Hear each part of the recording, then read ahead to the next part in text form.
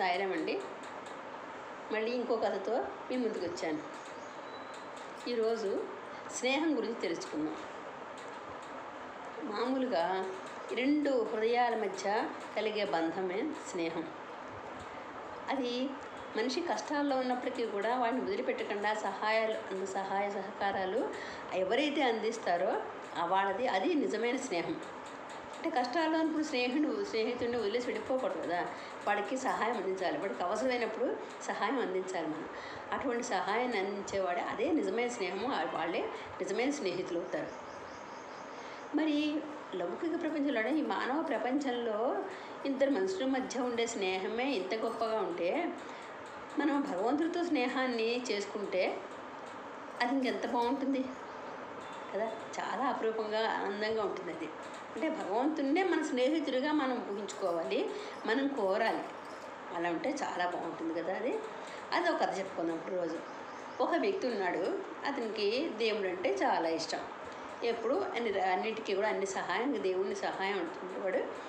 ఆయన కూడా భగవంతుడు నాతోనే ఉన్నాడు అనే భావంతో ఆయన అన్ని పనులు చేసుకుంటూ ఉండేవాడు. ఒకరోజు ఆయన భగవంతుని ప్రార్థిస్తే బాగా గట్టిగా మనస్ఫూర్తిగా ప్రార్థిస్తే ఆయన భగవంతుడు వచ్చాడు, ప్రత్యక్షం అయ్యాడు. పిలిచి, ఎవరే ఎందుకు నన్ను పిలిచావు అని అడిగారట. అడిగితే, స్వామి ఎప్పుడు నువ్వు ఒక స్నేహితుడిలా ఉండాలి. నేను ఏం చేస్తున్నా అన్నింటిలో కూడా నువ్వు నాకు ఒక స్నేహితుడిగా ఎప్పుడు నా జీవితం అంతా నాతో మేట ఉంటావా స్వామి. అందుకోసమే ఆ కోరిక నాకు ఇవ్వి, అందుకోసమే చేశాను. ఆ కోరికతో నిన్ను ప్రార్థించాను స్వామి అన్నట్టు. తప్పకుండా అలాగే నేను ఎప్పుడు నీకు ఒక స్నేహితుడిలాగా ఎప్పుడు నీతోనే ఉంటాను నేను అనేసి భగవంతుడు వరం ఇచ్చాడు. ఆయన అంతర్ధానం అయిపోయాడు, అంటే మాయమైపోయాడు, మళ్ళీ కనిపించలేదు. ఈ అబ్బాయికి చాలా సంతోషం ఇచ్చినప్పో, ఇప్పుడు దేవుడే నాకు స్నేహితుడు, ఇంకా నాకు ఇబ్బంది ఏముంది, అసలు నేను అన్ని పనులు కూడా నేను చేసేసుకోవచ్చు అనుకుని ఆనందపడ్డాడు.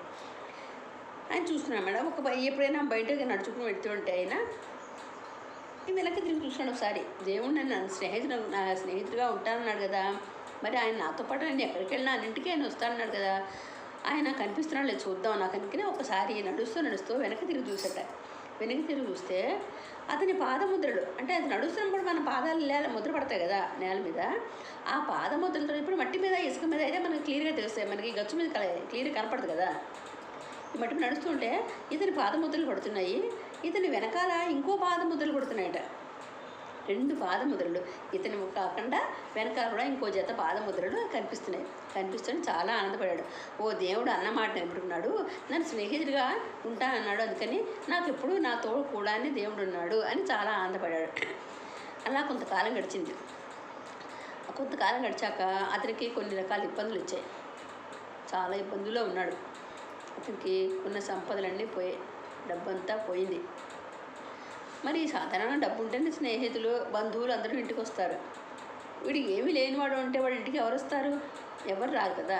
పడితే ఎవరు కూడా వీడితో ఏం మాట్లాడుతున్నట్టుగా తప్పుకుంటారు, బంధువులు కూడా తగ్గిపోతారు.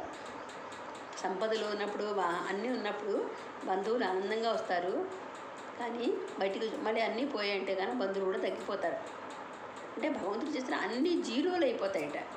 అంటే మన పరువు పోతుంది, భగవంతుడు దూరం అవుతాడు, బంధువులందరూ దూరం అవుతారు, అన్ని రకాలుగాను మనకు అన్నీ పోతాడ. కానీ అప్పుడు భగవంతుడు మిగులుతాడు. మనకి తోడుగా ఉండేది ఓన్లీ దేవుడు ఒక్కడే. ఆ దేవుడే మనకి తోడుగా మిగులుతాడు. అప్పుడు ఇన్ని కష్టాలు వచ్చేవాడికి, కష్టాలు వచ్చినప్పుడు ఇచ్చాడంటే సరే కష్టాలనే ఈదుకుంటూ మొత్తం వాటిని గడుపుకుంటూ నెమ్మదిగా రోజులు గడుపుతున్నాడు. ఒకరోజు ఆయనకి బయటికి ఏదో బయటికి వెళ్తూ ఉంటే ఆ చిన్న డౌట్ వచ్చింది. ఏంటంటే అప్పుడు అవును, నేను సుఖాల్లో ఉన్నప్పుడు భగవంతుడు నాకు తోడుగా వచ్చాడు, వెనక నాతో పాటు ఇంకో పాదముద్రలు వచ్చాయి. మరి ఇప్పుడు కష్టాల్లో ఉన్నప్పుడు అందరూ వదిలేశారు నన్ను, నాకు ఇప్పుడు ఎవ్వరూ స్నేహితులుగా లేరు, ఎవ్వరు బంధువులు వదిలేశారు, స్నేహితులు వదిలేశారు, సంపదలు దూరం అయిపోయాయి. మరి ఇప్పుడు భగవంతుడు నాతో ఉన్నాడా అని అనుమానం వచ్చి చటుక్కుని వెంటనే వెనక్కి తిరిగి చూశాడు. వెనక్కి తిరిగి చూస్తే అక్కడ పాదముద్రలు లేవు. ఒక జత పాదముద్ర అంటే వీడు నడుస్తున్న మాత్రమే ఉన్నాయి, కానీ ఆ వ్యక్తివే ఉన్నాయి, కానీ ఇంకో జత పాదముద్రలు లేవు అక్కడ.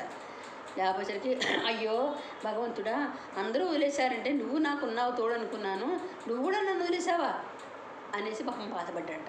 ఆ ప్రసంగం వెంటనే దేవుడు ప్రత్యక్షమయ్యి, ఏమిటి నాయన ఎందుకు బాధపడుతున్నావు అలాగా అన్నాడు. స్వామి అందరూ వదిలేశారు, సంపదలన్నీ పోయాయి, అన్నీ పోయాయి, నాకు ఏకాకిగా మిగిలిపోయాను. ఇటువంటి సమయంలో నువ్వు కూడా నన్ను వదిలేసావా? చూడు, నీ పాదముద్రలు నాకు అనిపించట్లేదు, నువ్వు నన్ను వదిలేసావా? నువ్వు నా స్నేహితుడిగా ఉంటాను, జీవితకాలం అంతా నాతో పాటు ఉంటాను అన్నావు కదా, మాట తప్పావా స్వామి అని అడిగాడు.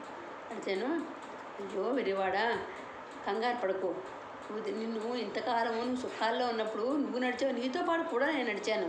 కానీ ఇప్పుడు నువ్వు కష్టాల్లో ఉన్నప్పుడు, నువ్వు ఎంతో బాధలో ఉన్నావు, నువ్వు నడవలేవని నిన్ను ఎత్తుకుని నిన్ను మోసుకుని నేను నడుస్తున్నాను రా. ఆ ఉన్న పాదముద్రలు ఎవరు అనుకున్నావు? నీవి కాదు, నావి. నా పాదముద్రలే ఉన్నాయి. నువ్వు కష్టపడకుండా నిన్ను చేత్తో పైకి పట్టుకుని ఎత్తుకుని నేను నడుస్తున్నాను అన్నాడు. అప్పుడు చాలా కళ్ళ నీళ్ళు వచ్చేసి అతనికి చాలా బాధపడి ఏడ్చి, అయ్యో స్వామి, నిన్ను నేను తప్పుగా అర్థం చేసుకున్నాను, నన్ను క్షమించు అని ఆయన కాళ్ళే పడ్డాట. అయ్యో నువ్వు నా స్నేహితుడు, స్నేహితులాగా చూస్తానని చెప్పాను కదా, లే ఏం కంగారు పడకు, నీకు మళ్ళీ అన్నీ వస్తాయి, అన్నీ సమకూరుతాయి, మంచి రోజులు వస్తాయి, ఏం భయపడకు అనేసి మళ్ళీ ఆయన ఆనందంగా వెళ్ళిపోయాడు. భగవంతుడు కూడా అప్పటికి బ్లెస్ చేసి ఏం కంగారు పడకు అని చెప్పి పంపించాడు. పర్వాలేదు, నాతో దేవుడు ఉన్నాడు, నా స్నేహితుడు దేవుడు నాకున్నాడు, నాకు ఇంట్లోనూ భయం లేదు, ఇంకా బాధే లేదు నాకు అనుకునేవాడు ఆనందంగా వెళ్ళిపోయాడు. అందుకని మన మామూలు లౌకికమైన స్నేహాలు, ప్రాపంచిక స్నేహాలు ఈ రోజు ఉండొచ్చు, అన్నీ పోతే అమ్మో వీడు అప్పడుగుతాడేమో మనని, ఇప్పుడు వీడి దగ్గర ఏమీ లేవు కదా, మనం కనిపించామంటే అప్పేమంటాడేమో ఇప్పుడు అలాగా, అందుకనేసి తప్పుకుంటారు కొంతమంది. ఇప్పుడు దగ్గర మనం డబ్బు ఇస్తే మళ్ళీ మనకు రాదు, అందుకని మాట్లాడకుండా పక్కకి వెళ్ళిపోయి తప్పుకుంటారు కొంతమంది. బంధువులు కూడా ఎవరైనా వస్తే, వీడైనా మన డబ్బులు కావాలని అడుగుతాడేమో, ఇప్పుడు మనం వెళ్ళామంటే నాకైనా సహాయం చేయండి అని అడుగుతాడేమో, ఇలా కష్టాల్లో ఉన్నా అని చెప్తాడేమో, ఇప్పుడు ఇవ్వాల్సి వస్తుంది అని వాళ్ళు తప్పుకుంటారు, ఎవరు రావడం మానేస్తారు.